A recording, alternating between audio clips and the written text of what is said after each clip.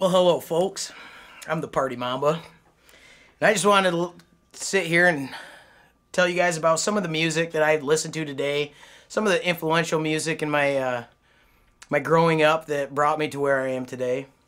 And first of all, I'll start off with some Blink-182, All the Small Things album. I first heard this album, on the MTV back in the day. But my sister actually got a hold of this album, and I was cruising through the house one day and realized she had this album, and I had to snatch it up. And I listened to that album over and over and over and over again until it was basically boring. Still fun, but boring. And then, slowly after that, we had the punk. I was into punk music a lot. You had Green Day, which people hate on me for that, but early Green Day was fun stuff to listen to. But then I got into some Matchbook Romance, Stories and Alibis. That album in itself is by far their best album. They've put out albums after that I didn't care for as much, but the Stories and Alibis album hit me in a way that it brought me out of that punk and more into the modern rock feel for that era.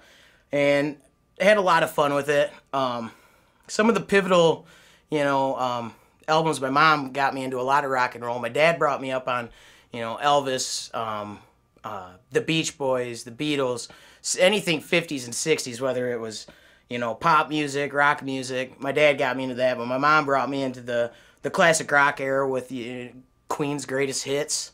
That was some of the first good rock I heard growing up. The Eagles' greatest hits. I love the Eagles. You could go on and on about the Eagles. They all have such great talents, and to put it all together and to have what they had was amazing, and still have, minus Glenn Fry and the early other two guys there, the bass player and the banjo guy. Can't think of their names, but they're still pivotal. But I also am a huge Joe Walsh fan, and his Analog Man album from a few years back is still an album that I get drunk to all the time.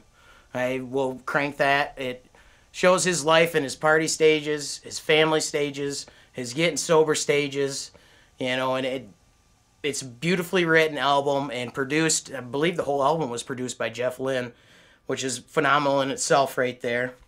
A buddy a little while ago gave me Ted Nugent's Free For All album, and I still listen to that front to back. It's early Ted Nugent. It's great Ted Nugent. A lot of people have issues with Ted Nugent. I do too, but this is some good stuff. This was before he got real big. This was like pivotal for Ted Nugent. This was as his rise to fame.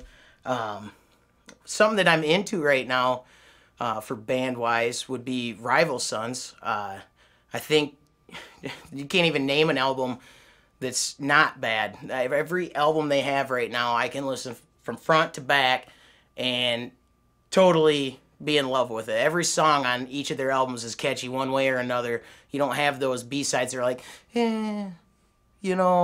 But sometimes you get that with other artists. Rival Sons is one of those artists that I don't get that with. Chris Stapleton, and I don't hate on me, I don't think he's country. I put him more in the Southern twang blues rock category, so I still don't consider him country. Yeah, he gets played on the Country Channel, but that son of a bitch can damn. And I would love to see him live. That's one of the guys I want to see live. Bob Seger, any of the Bob Seger albums are great. I've seen him live, and it was one of the best concerts I'd ever been to. As for that, I think that's all. Take it easy. Party Mamba!